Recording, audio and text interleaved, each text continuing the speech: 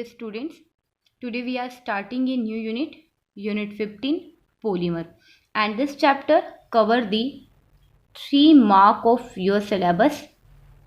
It means in board exam question paper, 3 mark of question will come from this unit.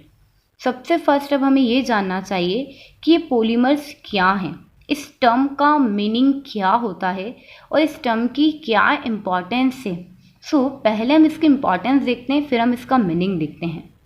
Polymer बहुत important compounds होते हैं. Polymers क्या हैं? Polymer बहुत important compounds होते हैं, पॉलीमर मॉलिक्यूल्स होते हैं. पॉलीमर ऐसे सब्सटेंस हैं जो हमारी लाइफ में बहुत इंपॉर्टेंस रोल प्ले करते हैं. हम अपनी लाइफ को देखें तो हमारे आसपास जितनी चीज़ें हैं या हम जितनी थिंग्स का यूज़ करते हैं अपने रूटीन में, 70 to 80% वो क्या होती हैं? पॉलीमर्स होती हैं. जैसे प्लास्टिक मटेरियल, हम कई सारे प्लास्टिक मटेरियल का यूज़ करते हैं. आप लोगों के माइंड में भी आ रहा होगा कि हम क्या क्या प्लास्टिक्स यूज़ करते हैं. वो सारे प्लास्टिक्स क्या होते हैं? पॉलीमर होते हैं. फाइबर्स, क्लॉथ मटेरियल, आपका बैग, आपके ब्लैंकेट, शीट्स, बेड शीट्स, ये सब क्या है? फाइबर्स की बनी है. इलास्टोमर, जितने भी इलास्टिक मटेरियल यूज़ करते हैं. Pants, automobile tyres, electrical insulating material जिसमें वायर की कवरिंग से लेकर के इलेक्ट्रिकल स्विच तक आ जाते हैं. एंड मशीन पार्ट्स एक्सेट्रा, ये सब क्या है? पॉलीमर से. तो हम लोग देखते हैं कि अगर अपने माइंड से अब देखा जाए, सोचा जाए कि हमारे आसपास क्या चीज़ें हैं जिनका हम यूज़ कर रहे हैं, तो मोस्ट ऑफ द थिंग्स क्या है? पॉलीमर है. इट मीन्स पॉलीमर क्या होते हैं? बहुत इंपॉर्टेंट कंपाउंड्स होते हैं. इस पॉलीमर वर्ड का मीनिंग क्या होता है? इस पॉलीमर टर्म का मीनिंग क्या है? पोली एंड मर जो है वो 2 पार्ट से मिलके बना है या 2 पार्ट को कंटेन करता है, poly and mer. Where poly meaning is many and mer means units. It means polymer word का मीनिंग होता है मेनी यूनिट्स. एक ऐसे कंपाउंड, ऐसे सब्सटेंस जो कई यूनिट को कंटेन करते हैं, वो पॉलीमर्स होते हैं. जिसमें कई छोटे स्मॉल मॉलिक्यूल्स जो होते हैं, मेनी यूनिट्स को हम किस रिस्पेक्ट में लेंगे? कई स्मॉल मॉलिक्यूल्स के कॉम्बिनेशन पर या उनकी जॉइनिंग पर जो सब्सटेंस बनता है वो क्या होता है? पॉलीमर होता है. अब इस पॉलीमर की हम एक प्रॉपर डेफिनेशन देखते हैं.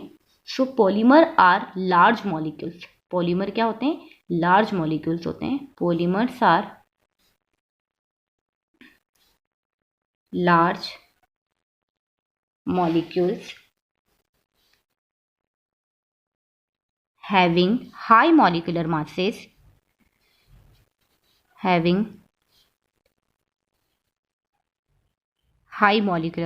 अब ये जो मॉलिकुलर मासेस रखते हैं वो भी किस रेंज में रखते हैं? तो हाई मॉलिकुलर मासेस का जो इनका रेंज होता है वो होता है 10 to the power 3 से 10 to the power 7 U तक. ठीक है, यू दैट मीन्स आपका unified mass. Polymers are large molecules having high molecular masses which formed by the repeating joining of small molecules. Polymers हमारे लिए क्या है? पॉलीमर्स ऐसे लार्ज मॉलिक्यूल्स होते हैं, ऐसे मैक्रो मॉलिक्यूल्स होते हैं जो हाई मॉलिकुलर मासेस रखते हैं और जिनका फॉर्मेशन स्मॉल मॉलिक्यूल्स के रिपीटेशन से होता है. They are also known as macro molecules.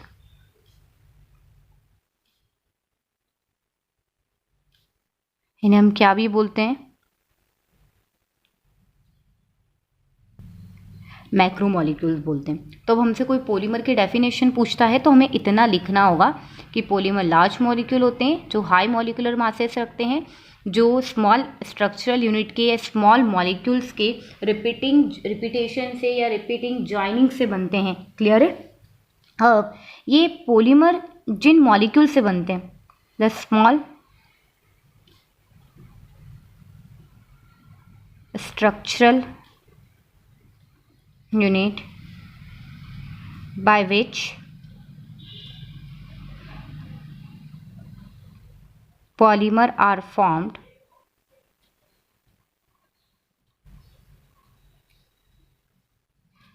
are known as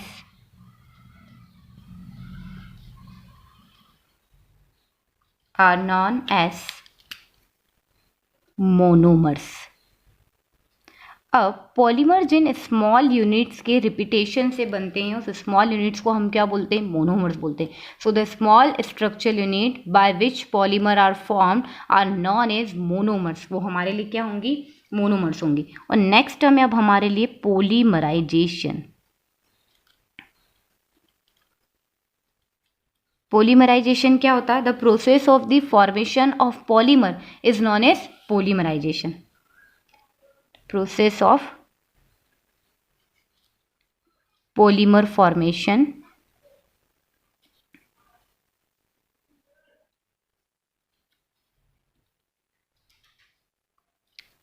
is known as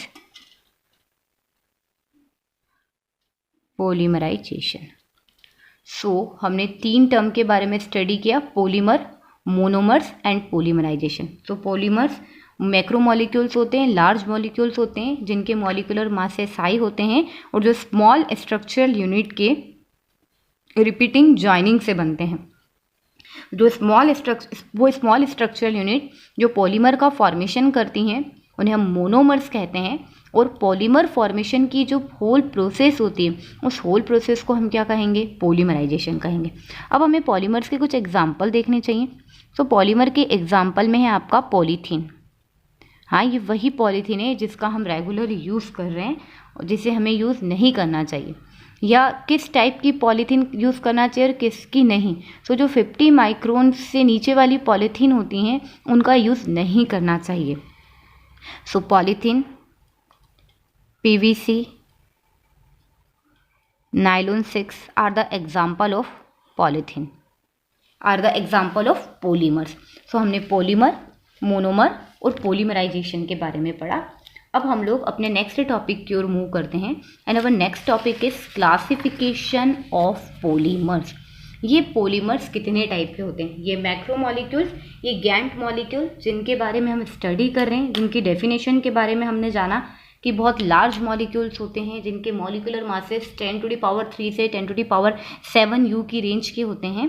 उनका क्लासिफिकेशन अब हम देख रहे हैं. सो पॉलीमर का क्लासिफिकेशन 5 टाइप से किया जाता है. पहला है on the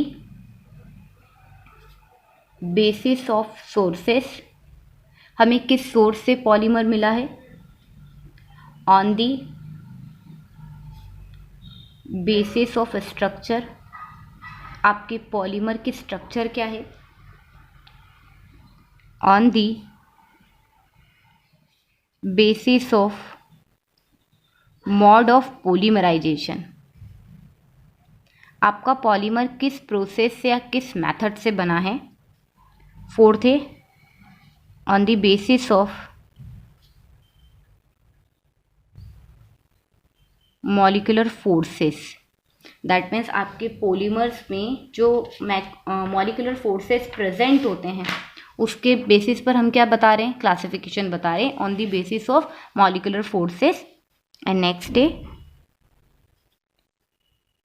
on the basis of growth of polymer. So इस टाइप से आपके पॉलीमर कितने क्लासेस में डिवाइड किए गए? 1 2 3 4 5 टाइप से आपके पॉलीमर को क्लासिफाइड किया जा सकता है. पहला on the basis of sources, sources के बेस पर ये 3 टाइप के होते हैं. फर्स्ट होता है हम लोगों का नेचुरल पॉलीमर. फिर आगे हम सभी जो टाइप बता रहे हैं उनको डिस्क्राइब भी करेंगे. Semi synthetic polymer,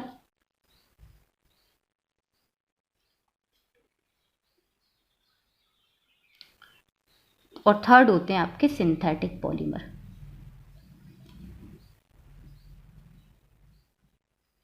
on the basis of structure, structure के बेस पर ये 3 टाइप के होते हैं. Linear polymer, branched polymer and cross linked या नेटवर्क पॉलीमर. क्रॉस लिंक्ड और network polymer. Mode of polymerization, that means जिस प्रोसेस के थ्रू ये बन रहे हैं उस प्रोसेस के बेस पर ये 2 टाइप के होते हैं.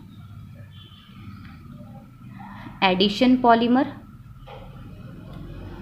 और सेकंड होते हैं condensation polymer.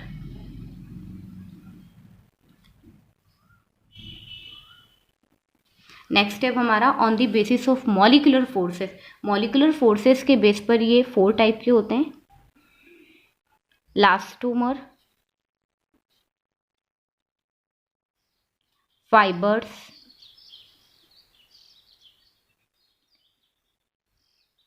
Thermoplastic and thermosetting. On the basis of growth of polymer ये 2 टाइप के होते हैं।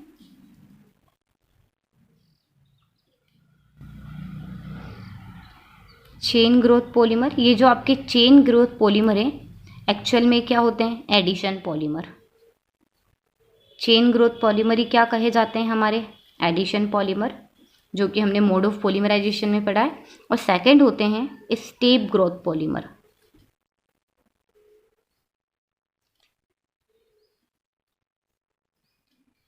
अब अगर chain growth polymer addition polymer है तो स्टेप ग्रोथ पॉलीमर आपके क्या होंगे? कंडेंसेशन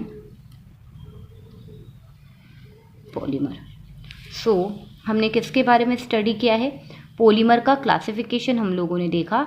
और वो कितने टाइप के होते हैं आपके पॉलीमर? 5 टाइप के, on the basis of sources, on the basis of structure, on the basis of mode of polymerization, on the basis of molecular forces and on the basis of growth of polymer chain, on the basis of growth of polymer chain, ऐसा कर लेंगे।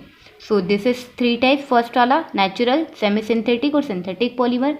Structure के base पे linear, branched और cross linked या network polymer. Mode of polymerization के base पर addition polymer या कंडेंसेशन पॉलीमर। और मॉलिकुलर फोर्सेस के बेस पर elastomer, fibre, thermoplastic and thermosetting. और on the basis of growth of polymer chain के बेसिस पर 2 टाइप के, चेन ग्रोथ पॉलीमर और सेकंड है आपका स्टेप ग्रोथ पॉलीमर। सो चेन ग्रोथ पॉलीमर में एडिशन पॉलीमर और स्टेप ग्रोथ पॉलीमर को हम क्या कहेंगे? कंडेंसेशन पॉलीमर कहेंगे। अब 1 बाय 1 हम सभी क्लासिफिकेशन को डिस्क्राइब करते जाते हैं। तो सबसे फर्स्ट हम लोग डिस्कस करेंगे on the basis of sources, natural, semi synthetic और सिंथेटिक पॉलीमर। चलिए, so on the basis of sources that means आपको ये कहाँ से ऑब्टेंड होते हैं, उसके बेस पर जो हमारे पॉलीमर होते हैं वो 3 टाइप के हैं। फर्स्ट है आपका natural, then semi synthetic and synthetic polymer. So natural polymer में क्या लिखेंगे? Natural polymer that means which are obtained from the nature, जो आपको कहाँ से मिलते हैं? नेचर से मिलते हैं। इसे पॉलीमर क्या होते हैं? नेचुरल पॉलीमर होते हैं। इनके एग्जाम्पल क्या होंगे? तो इनके एग्जाम्पल होंगे स्टार्च। स्टार्च हमें कैसा मिलता है? नेचुरल मिलता है, STARCH। ओके, स्टार्च के बाद होता है सेल्यूलोस, जो आपका ट्री होता है, ट्री की जो बाक होती है या उसकी जो सेल वॉल होती है वो किसकी बनी होती है? सेल्यूलोस की। सो बाद में आपको जो वुड मिलता है वो क्या होता है? एक्चुअल में सेल्यूलोस होता है। तो स्टार्च होता है सेल्यूलोस। प्रोटीन, रबर, रबर भी हमें लेटेक्स के फॉर्म में कहाँ से मिलता है? रबर ट्री से मिलता है। So this are the natural polymer. तो ऐसे पॉलीमर जो आपको नेचर से ऑब्टेंड होते हैं वो नेचुरल पॉलीमर होते हैं। Semi synthetic polymer, natural polymer को अगर हम मॉडिफाई कर देते हैं, मॉडिफाइड नेचुरल पॉलीमर, या फिर derivative of natural polymer, derivative of natural polymer are known as semi-synthetic polymer। so इसके एग्जाम्पल होते हैं सेल्यूलोज नाइट्रेट और cellulose acetate, cellulose nitrate and cellulose acetate. अब ये किसके सिंथेटिक मॉडिफाइड फॉर्म में या किसके डेरिवेटिव होते हैं? ये नेचुरल सेल्यूलोज के डेरिवेटिव होते हैं। सो डेवलप करके उसे सेल्यूलोज नाइट्रेट और सेल्यूलोज एसीटेट में कन्वर्ट कर दिया गया है, सेमी सिंथेटिक पॉलीमर। अब सिंथेटिक पॉलीमर हम लोगों के लिए सीधा डिस्क्राइब है, सीधा हम लोगों को समझ में आता है। जो मैन मेड पॉलीमर होते हैं या लेबोरेटरी में सिंथेसाइज्ड होते हैं वो क्या होते हैं? Synthetic polymer. Man made polymer is known as synthetic polymer. इसके एग्जाम्पल होते हैं आपके पॉलीथीन, जो कहाँ बनाई जाती है, लैबोरेटरी में बनाई जाती है। Polyvinyl chloride PVC। बेकेलाइट एक बहुत इंपॉर्टेंट पॉलीमर है।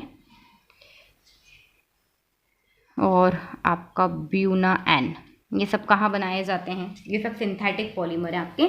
जो मैन मेड पॉलीमर होते हैं वो सिंथेटिक पॉलीमर होते हैं। चलिए अब सेकंड क्लासिफिकेशन हम लोग देखते हैं। On the basis of structure of polymer, polymer की स्ट्रक्चर के बेस पर आपको क्लासिफिकेशन करना है। तो स्ट्रक्चर के बेस पे 3 टाइप के होते हैं, linear polymer, branch polymer, cross linked और नेटवर्क पॉलीमर। तो सबसे फर्स्ट देखते हैं linear polymer. So polymer chain, polymers of long and straight chain.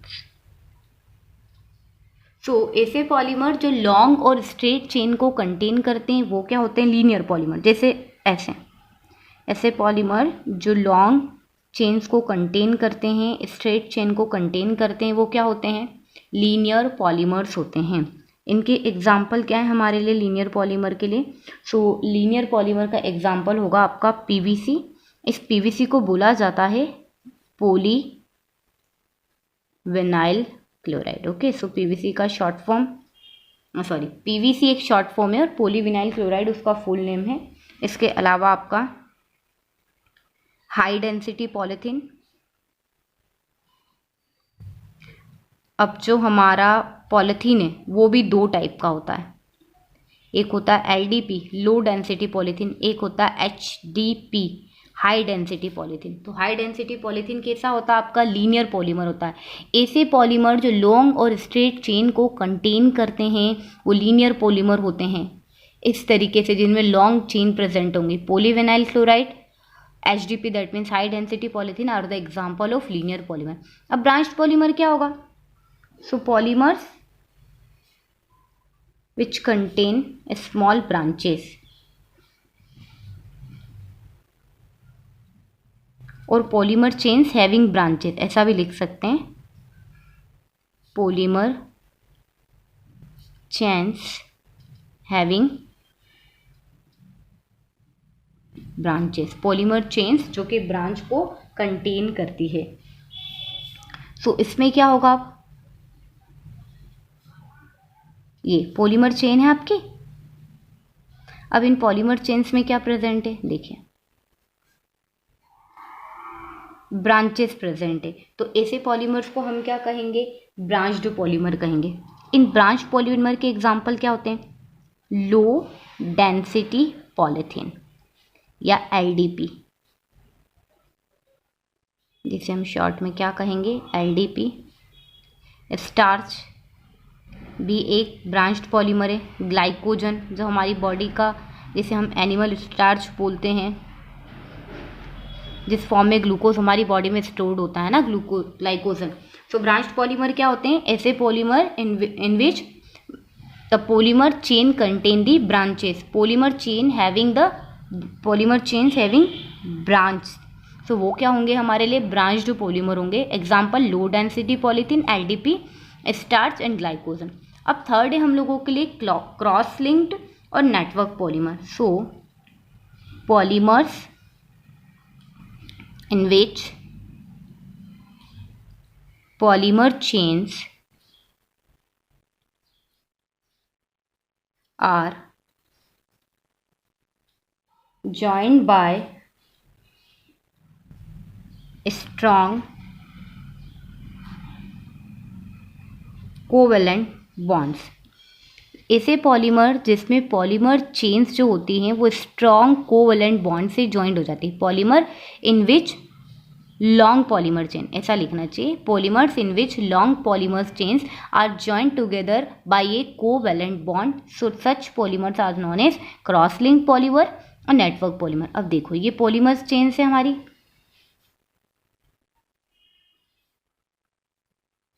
और ये पॉलीमर्स चेन क्या हो गई है, देखो एक दूसरे से कोवलेंट बॉन्ड के थ्रू क्या हो गई हैं, कनेक्ट हो गई है।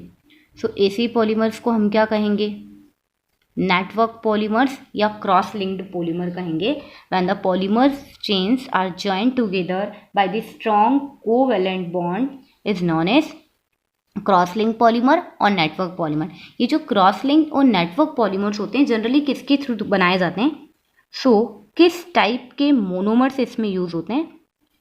इसमें जो मोनोमर्स यूज्ड होते हैं वो होते हैं बाईफंक्शनल और ट्राई फंक्शनल मोनोमर्स। किस टाइप के मोनोमर्स ये क्रॉस लिंक्ड या नेटवर्क पॉलीमर्स बनाते हैं? ऐसे मोनोमर्स जो बाईफंक्शनल या ट्राई फंक्शनल होते हैं। बाईफंक्शनल और ट्राई फंक्शनल का मीनिंग क्या है? जिसमें 2 फंक्शनल ग्रुप प्रेजेंट होते हैं, जिसमें 3 फंक्शनल ग्रुप प्रेजेंट होते हैं, ऐसा मोनोमर उसे। और ऐसे मोनोमर से जो पॉलीमर चेन्स बनती हैं, जब ये polymer chain strong covalent bond के थ्रू जॉइंट हो जाती है, कनेक्ट हो जाती है, तो उन्हें हम क्या कहेंगे? क्रॉस लिंक्ड या नेटवर्क पॉलीमर कहेंगे। हमने सेकंड क्लासिफिकेशन स्टडी किया on the basis of structure of polymer, linear polymer, polymer chain polymer contain the strong straight and long chain, branched polymer, polymer chain which contain some branches, cross linked और network polymer, polymer chains are joint together by a covalent bond. Linear polymer का example PVC और HDP, branch polymer का example LDP, starch और glycogen. और cross link polymer के जो example होते हैं वो होते हैं आपके बैकेलाइट, मेलामाइन, ठीक है। This are the example of cross link. अब हम लोग थर्ड टाइप की क्लासिफिकेशन को देखते हैं, classification on the basis of mode of polymerization. Mode of polymerization that means किस टाइप से पॉलीमर का फॉर्मेशन हुआ है, किस प्रोसेस के थ्रू फॉर्मेशन हुआ है, उसके बेसिस पर पॉलीमर 2 टाइप के होते हैं, addition polymers and condensation polymer. सबसे पहले हम एडिशन पॉलीमर्स देखते हैं। एडिशन पॉलीमर्स किसकी प्रॉपर्टी होती है? एल्कीन्स या एल्काइंस की। एल्कीन या एल्काइंस मोनोमर्स जब रिपीटिंग एडिशन करते हैं तो एडिशन पॉलीमर बनता है। It means polymers which are formed by the repeated addition of monomer molecules which contain double bond or triple bond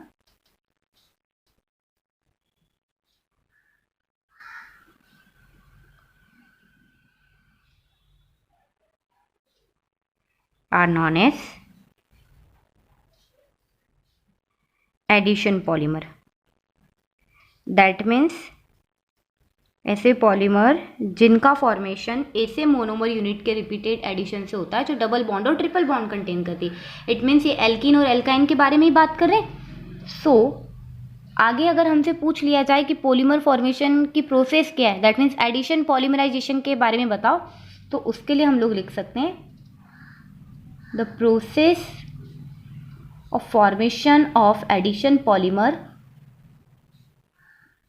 is known as addition polymerization. The process of formation of addition polymer is known as addition polymerization. अब हमें addition polymer के example देखने हैं। Addition polymer का example होता है आपका polythene, polyvinyl chloride PVC, Teflon और पॉलीएक्राइलोनाइट्राइल। अब इसमें हम पॉलीथीन का फॉर्मेशन देखते हैं। पॉलीथीन का फॉर्मेशन कैसे होता है? Polythene, polyethene. Ethene molecule, n number of ethene molecule हमें लेना है और ये n number of ethene molecule polymerization पर पॉलीथीन का फॉर्मेशन करते हैं कुछ इस तरीके से। इट मीन्स बहुत सारे CH2 CH2 unit continuous attached हो गई है। सो इथिन किस में कन्वर्ट हो गया हमारा, ये पॉलीथीन में कन्वर्ट हो गया है। इसे ही हमारे PVC, टेफ्लॉन और पेन की स्ट्रक्चर बनती है, उसी तरीके से उनका फॉर्मेशन होता है। अब हम देखेंगे एडिशन पॉलीमर्स के types of addition polymer. Addition polymer दो टाइप के होते हैं, होमोपॉलीमर और कोपॉलीमर। सो फर्स्ट हम देखते हैं होमोपॉलीमर। होमोपॉलीमर दैट मीन्स जो एक ही टाइप के मोनोमर यूनिट से बनते हैं वो होमोपॉलीमर होते हैं, और कोपॉलीमर जिनमें एक से ज्यादा मोनोमर यूनिट इन्वॉल्व होती है वो कोपॉलीमर होते हैं। Homopolymer, so polymer which are formed by the repeated addition of single type of monomer unit, single type of monomer units। अब इस होमोपॉलीमर के एग्जाम्पल क्या होंगे जो हमने ऊपर डिस्कस किए हैं, पॉलीथीन, PVC, टेफ्लॉन यानी टेट्राफ्लोरो इथिन, पॉलीटेट्राफ्लोरो इथिन, पॉलीएक्राइलो नाइट्राइल। ये सेम एग्जाम्पल आप यहाँ लिख देना होमोपॉलीमर का। अब इस होमोपॉलीमर के बाद में हम सेकंड देखते हैं कोपॉलीमर। सो कोपॉलीमर क्या होते हैं, होमोपॉलीमर जो एक ही टाइप के मोनोमर से बनते हैं। तो कोपॉलीमर क्या होंगे, addition polymer, polymers which are formed by the repeated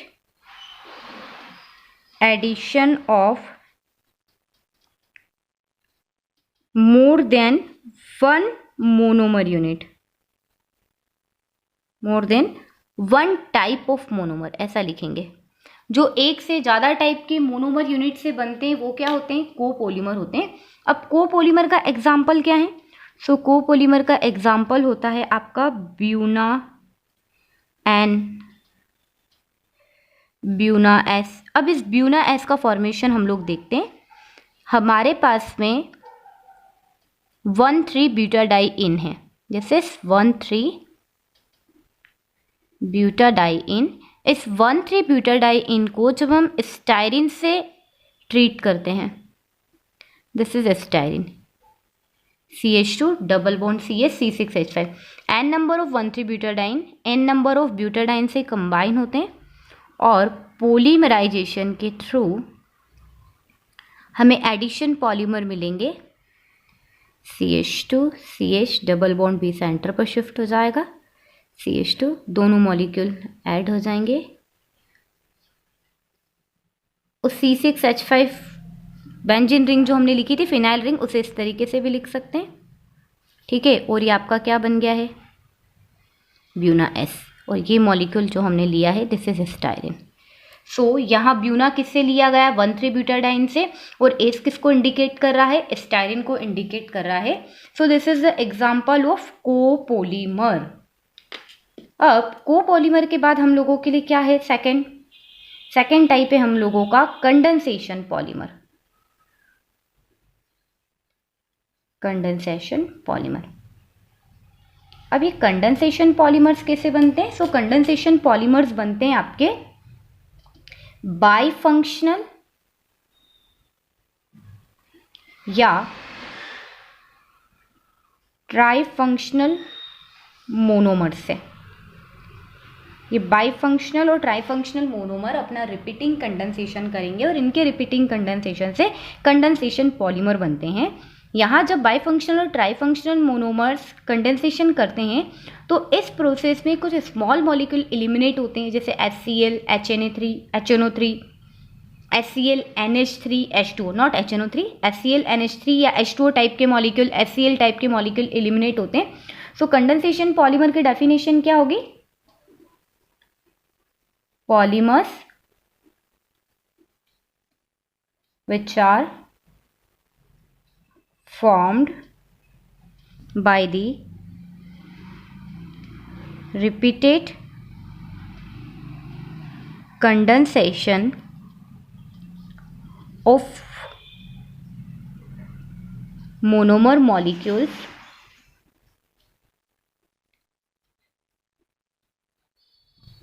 which are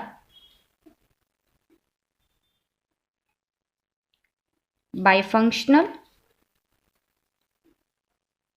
or trifunctional type molecules. ठीक है. So polymer which are form by the repeated condensation, यहाँ हम रिएक्शन भी लिख सकते हैं ना. So polymers which are form by the repeated condensation reaction of monomers molecules which are bifunctional और trifunctional type of molecules. So such polymers are known as condensation polymer. अब suppose इसमें भी हमसे पूछ लिया जाए कि कंडेंसेशन पॉलीमराइजेशन क्या है, तो हम आगे लिखेंगे the process of the formation of condensation polymers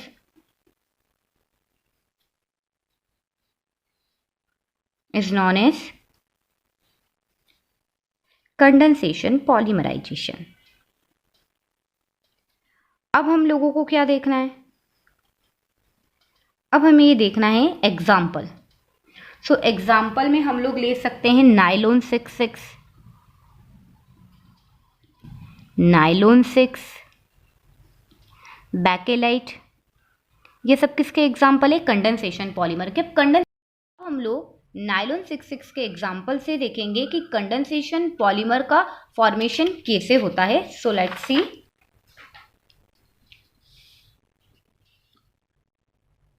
NH2 CH2 whole 6 NH2S hexamethylene diamine, और इसे ट्रीट किया जाता है एडिपिक एसिड से. Adipic acid is COOH CH2 whole 4 COH. This is adipic acid. So hexamethylene diamine और adipic acid को हम लेते हैं. अब देखो ये दोनों बाइफंक्शनल मोनोमर्स हैं. यहाँ पे 2 फंक्शनल ग्रुप है टर्मिनल पर, इसमें भी 2 फंक्शनल ग्रुप है टर्मिनल पर. अब ये किस तरीके से कंबाइन होंगे, यहाँ से एक H आपको निकालना है, इट विल बी NH. फिर पूरा मॉलिक्यूल एज इट इज लिखिए CH2 whole 6. अब यहाँ से एक H और निकालना है NH, मतलब यहाँ से एक H और यहाँ से एक H आप लोग निकाल दीजिए. यहाँ से OH और यहाँ से OH निकाल दीजिए और बाइंड कर दीजिए दोनों को. सो ये क्या हो जाएगा, C डबल बॉन्ड O, क्योंकि कार्बोक्सिलिक ग्रुप क्या होता है, कार्बोक्सिलिक ग्रुप को हम इस तरीके से लिखते हैं. सो OH यहाँ से निकल गया, C double bond O, CH2 whole 4 and C double bond O and whole n हम लोग लिख देंगे. तो ये आपका क्या बन गया है, ये आपका फॉर्म हो गया है नाइलॉन 6. इस तरीके से हमारे नाइलॉन 6 का फॉर्मेशन होता है. आप सीधा CO भी लिख सकते हैं अगर हमें याद नहीं रहे C डबल बॉन्ड O. सो आप इस O को यहाँ लिख सकते हैं, इस O को आप यहाँ लिख सकते हैं. सो ये एक रिपीटिंग यूनिट है. इसके बाद दूसरी repeating unit same to same होगी इस तरीके से, NH CH2 whole 6 NH C double bond O CH2 whole 4 CO ऐसे. अब दूसरी यूनिट जो इससे कंबाइन हो रही है फिर वो सेम टू सेम है, NH CH2 whole 6 NH CO CH2 whole 4 CO. सो हम देख रहे हैं कि हर बार सेम यूनिट कंबाइन हो रही है. सो इसलिए हम एक यूनिट लिख करके क्या लिख देते हैं, होल एन लिख देते हैं. सो पहले इस मॉलिक्यूल का फॉर्मेशन होता है और फिर ये स्ट्रक्चर आपस में कनेक्ट होती जाती है. अब जब यहाँ पर इस फर्स्ट स्ट्रक्चर का फॉर्मेशन हुआ तो यहाँ से H2 मॉलिक्यूल एलिमिनेट हुआ. कैसे, एक हाइड्रोजन यहाँ से, एक हाइड्रोजन यहाँ से, OH यहाँ से और OH यहाँ से निकले. देखो H H OH OH, तो 2 वाटर मॉलिक्यूल एलिमिनेट होते हैं, इसलिए हम साथ में क्या लिखते हैं यहाँ पर NH2।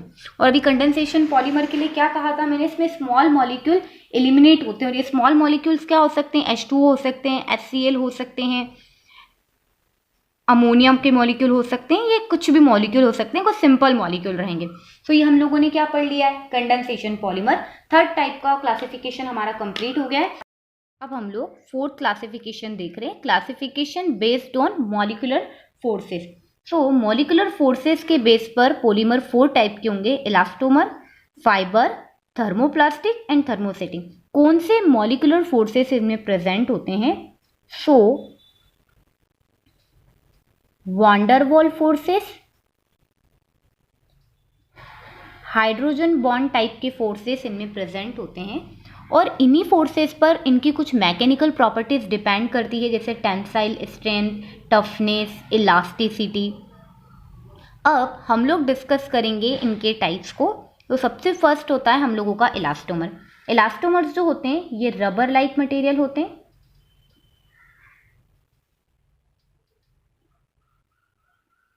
इनमें क्या प्रेजेंट होती है, क्योंकि इलास्टोमर है इसलिए इसमें इलास्टिक प्रॉपर्टीज प्रेजेंट होती है।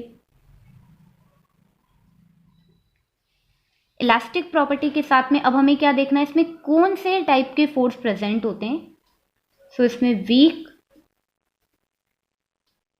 इंटर मॉलिकुलर फोर्सेस प्रेजेंट होते हैं, जिन्हें हम क्या बोल सकते हैं, weak intermolecular forces. That means इनमें वांडरवॉल फोर्स प्रेजेंट होते हैं।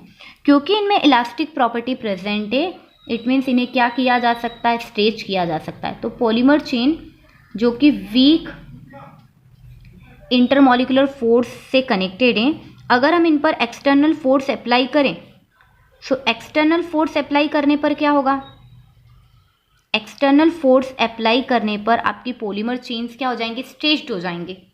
हम लोग जानते हैं ना कि जब भी हम रबर को स्ट्रेच्ड करते हैं या रबर पर फोर्स अप्लाई करते हैं तो उसकी साइज इंक्रीज हो जाती है। तो देखो जब आपने क्या लगाया इस पर, एक्सटर्नल प्रेशर लगाया, तो आपका रबर क्या हो गया, स्ट्रेच्ड हो गया।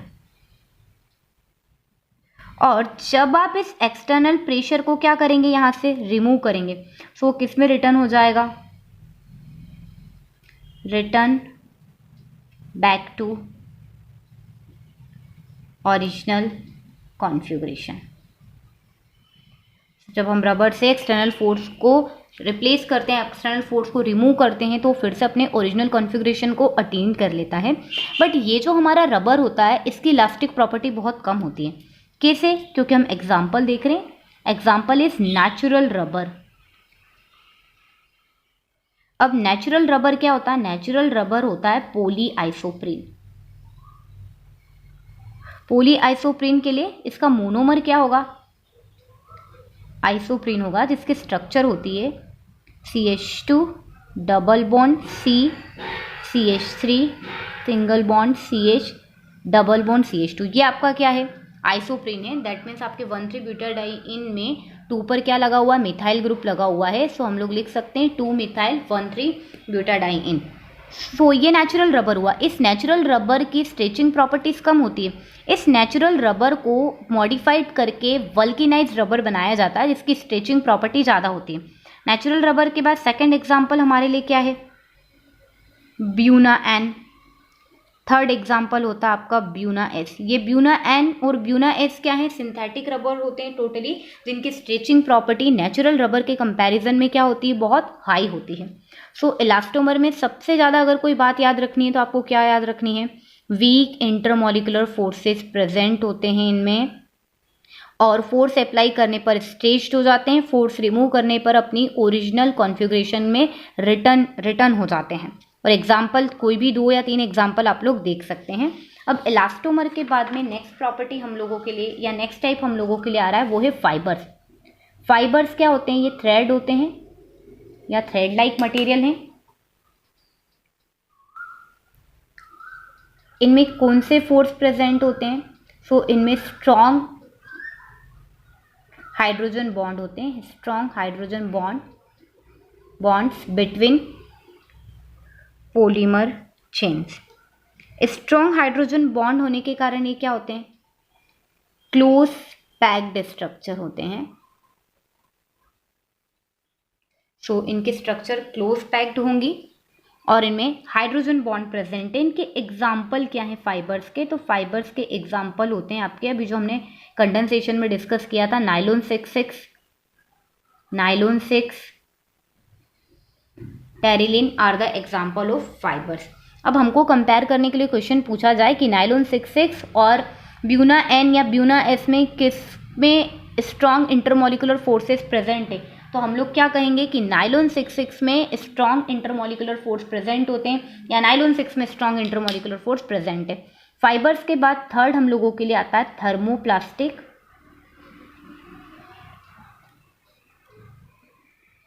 थर्मोप्लास्टिक कैसे सब्सटेंस होते हैं, तो ये लॉन्ग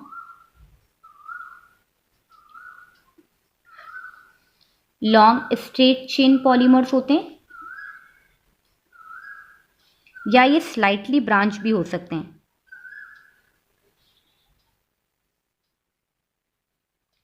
ठीक है, और इनके जो इंटरमोलिकुलर फोर्सेस होते हैं, इंटरमोलिकुलर फोर्सेस इलास्टोमर से ज्यादा और फाइबर से क्या होंगे, कम होंगे। सो इंटरमोलिकुलर फोर्सेस,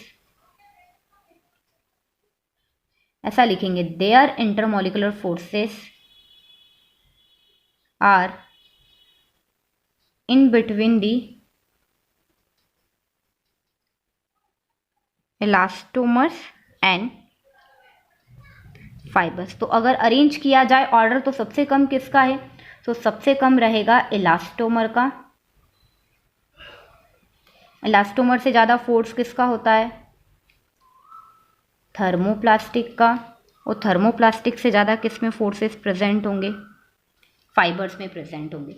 अब ये थर्मोप्लास्टिक जो कि लॉन्ग चेन पॉलीमर या स्लाइटली ब्रांच्ड पॉलीमर्स होते हैं, ये क्या हो सकते हैं, soft on heating and hard on cooling. जब भी इन्हें हीट किया जाता है तो ये सॉफ्ट हो जाते हैं और कूलिंग पर क्या हो जाते हैं, हार्ड हो जाते हैं। ये रीयूज्ड किए जा सकते हैं, ये रिसाइकल्ड किए जा सकते हैं। सो थर्मोप्लास्टिक ऐसे सब्सटेंस है जो long straight polymers chains contain करते हैं, स्लाइटली ब्रांच्ड होते हैं। इनके इंटरमोलिकुलर फोर्सेस फाइबर्स और इलास्टोमर्स के इंटरमीडिएट होते हैं। ये हीटिंग पर सॉफ्ट हो जाते हैं और कूलिंग पर हार्ड हो जाते हैं। रीयूज किए जा सकते हैं, रिसाइकल्ड किए जा सकते हैं। थर्मोप्लास्टिक के एग्जाम्पल क्या होते हैं, तो आपकी पॉलीथीन थर्मोप्लास्टिक के एग्जाम्पल है, पीवीसी के एग्जाम्पल हैं आपका। अब एक नया एग्जाम्पल मैं ले लेती हूँ, पॉलीस्टायरीन इसका एग्जाम्पल है। जितने भी हमारे प्लास्टिक मटेरियल हमने डिस्कस किए थे एडिशन पॉलीमर में, वो सब किसका एग्जाम्पल होते हैं, थर्मोप्लास्टिक का। सो मैं यहाँ लिख देती हूँ एग्जाम्पल ऑफ एडिशन पॉलीमर। आप 4 टाइप डिस्कस कर रहे हैं थर्मोसेटिंग पॉलीमर। थर्मोसेटिंग पॉलीमर्स जो होते हैं वो क्रॉस लिंक पॉलीमर्स होते हैं। This are the cross linked polymers, या ये हाईली ब्रांच्ड पॉलीमर्स भी होते हैं या हैवीली ब्रांच्ड भी बोल सकते हैं इन्हें, हैवीली ब्रांच्ड पॉलीमर्स। ओके, ये वन टाइम यूजेबल होते हैं, दैट मीन्स इन्हें रीयूज नहीं किया जा सकता है। नॉन रिसाइकल्ड होते हैं, नॉन रिसाइकल्ड। अब ये जो थर्मोसेटिंग पॉलीमर होते हैं, इनकी हीटिंग एक ही टाइम पर पॉसिबल है जब इनका फॉर्मेशन होता है। So heated on the time of their formation,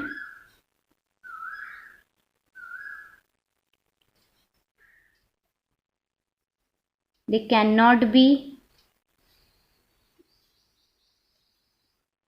melt after their formation. इनके फॉर्मेशन के बाद आप इन्हें मेल्ट नहीं कर सकते हैं। ऑन हीटिंग दे बर्न, और सीधा वर्ड क्या लिख सकते हैं, इनफ्यूजिबल। ये कैसे होते हैं, दैट मीन्स इनफ्यूजिबल हो सकते हैं। तो सिंगल टाइम यूज़ किए जाते हैं, सिर्फ इनके फॉर्मेशन के टाइम पर ही इनकी हीटिंग पॉसिबल है। अगर उसके बाद आपने हीट किया तो ये मेल्ट नहीं होंगे, ये क्या हो जाएंगे, बर्न हो जाएंगे। अब हमसे पूछा जाए कि थर्मोप्लास्टिक और थर्मोसेटिंग को डिफरेंशिएट करो, तो हम क्या लिखेंगे, लॉन्ग चेन पॉलीमर या स्लाइटली ब्रांच्ड। यहां पर क्या लिखेंगे हम लोग, क्रॉस लिंक्ड पॉलीमर और heavily branched.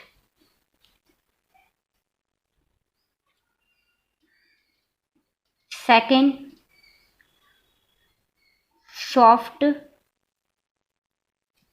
Soft on heating, become soft on heating, है ना, ऐसा लिखेंगे। This are become soft on heating, हम क्या लिखेंगे, कैन बर्न ऑन हीटिंग। आप इसे बर्न करेंगे, आप इसे हीट करेंगे तो ये क्या हो जाएंगे, बर्न हो जाएंगे। थर्ड, ये रीयूज्ड हो सकते हैं, सो ये कैन नॉट बी रीयूज्ड। ये रिसाइकल्ड हो सकते हैं, ये कैन नॉट बी रिसाइकल्ड। अब इनके एग्जाम्पल है थर्मोप्लास्टिक के, तो आपको बताया था मैंने पीवीसी, पॉलीथीन, और इसके एग्जाम्पल क्या हैं, तो इसके एग्जाम्पल होते हैं थर्मोसेटिंग के आपके bakelite, urea formaldehyde resin, melamine, urea formaldehyde resin, third आप लिख लीजिए मेलामाइन, ठीक है। यहाँ पर भी लिख लीजिए थर्मोसेटिंग के जो एग्जाम्पल हैं, वहीं से नीचे से हमें कॉपी कर लेना है, बेकेलाइट, यूरिया फॉर्मेल्डिहाइड रेजिन और मेलामाइन। सो हम लोगों ने पॉलीमर का क्लासिफिकेशन स्टडी किया है। पॉलीमर का क्लासिफिकेशन एक बार फिर से देख लेते हैं। पॉलीमर क्या होते हैं, सो पॉलीमर मैक्रोमोलिक्यूल्स होते हैं जिनका मॉलिक्यूलर मास 10⁻³ से 10⁻7 होता है, और ये स्मॉल स्ट्रक्चरल यूनिट के रिपीटिंग एडिशन से या रिपीटिंग ज्वाइनिंग से बनते हैं। पॉलीमर को हम 5 टाइप्स में क्लासीफाई करते हैं, on the basis of sources, on the basis of structure, on the basis of modes of polymerization, on the basis of molecular forces। मैंने आपके साथ ये डिस्कस नहीं किया है on the basis of growth of polymer, है ना, क्योंकि वहाँ लिख दिया है मैंने कि ये चेन ग्रोथ पॉलीमर और स्टेप ग्रोथ पॉलीमर होंगे। चेन ग्रोथ पॉलीमर हमारे एडिशन पॉलीमर वाली डेफिनेशन लिखनी है, और step growth polymer that means आपको किसके बारे में लिखना है, कंडेंसेशन पॉलीमर के बारे में लिखना है। सो पॉलीमर, नेचुरल पॉलीमर जो नेचुरली सिंथेसाइज्ड होते हैं, सेमी सिंथेटिक नेचुरल को मॉडिफाइड किया जाता है, सिंथेटिक पॉलीमर जो कि मैन मेड पॉलीमर होते हैं, linear polymer straight polymer chain होती है, branched polymer polymer chain slightly branched होती है, cross link polymer polymer chain आपस में cross link that means covalent bond से कनेक्टेड होती है, एडिशन पॉलीमर डबल बॉन्ड या ट्रिपल बॉन्ड वाले मॉलिक्यूल रिपीटिंग एडिशन करते हैं, कंडेंसेशन पॉलीमर बाइफंक्शनल या ट्राइफंक्शनल मोनोमर यूनिट रिपीटिंग कंडेंसेशन करती है। फिर लास्ट क्लासिफिकेशन हमने देखा on the basis of molecular forces, elastomer जो इलास्टिक प्रॉपर्टी रखते हैं, जिनमें वीक वांडरवॉल फोर्स प्रेजेंट होते हैं, फोर्स अप्लाई करने पर स्ट्रेच हो जाते हैं, फोर्स रिमूव करने पर अपनी ओरिजिनल पोजीशन पर आ जाते हैं। फाइबर्स जिनके इंटरमॉलिकुलर फोर्सेस हाइड्रोजन बॉन्ड होते हैं, ये बहुत स्ट्रांग होते हैं, इनकी टेंसाइल स्ट्रेंथ हाई होती है, क्लोज पैक्ड स्ट्रक्चर रखते हैं। थर्मोप्लास्टिक ऐसे मटेरियल होते हैं जो रीयूज़ किए जा सकते हैं, रिसाइकल किए जा सकते हैं, हीटिंग पर सॉफ्ट हो जाते हैं और कूलिंग पर हार्ड हो जाते हैं। इनके जो इंटरमॉलिकुलर फोर्सेस होते हैं वो इलास्टोमर से ज़्यादा और फाइबर से कम होते हैं। थर्मोसेटिंग ऐसे मटेरियल होते हैं जो सिंगल टाइम यूज़ के लिए प्रिपेयर किए जाते हैं। ये क्रॉस लिंक्ड या हैवीली ब्रांच मॉलिक्यूल्स होते हैं। एक बार अगर इनका फॉर्मेशन हो गया है उसके बाद इन्हें रिसाइकल नहीं किया जा सकेगा। एक बार अगर इनको हीटिंग के थ्रू बना लिया गया है तो फर्दर हीटिंग नहीं हो सकती। अगर फर्दर हीटिंग करेंगे तो ये क्या हो जाएंगे, बर्न हो जाएंगे। क्लियर। सो हमारा क्लासिफिकेशन पॉलीमर का कंप्लीट हो चुका है और इसी के साथ आज का टॉपिक भी हमने अपना कंप्लीट कर लिया।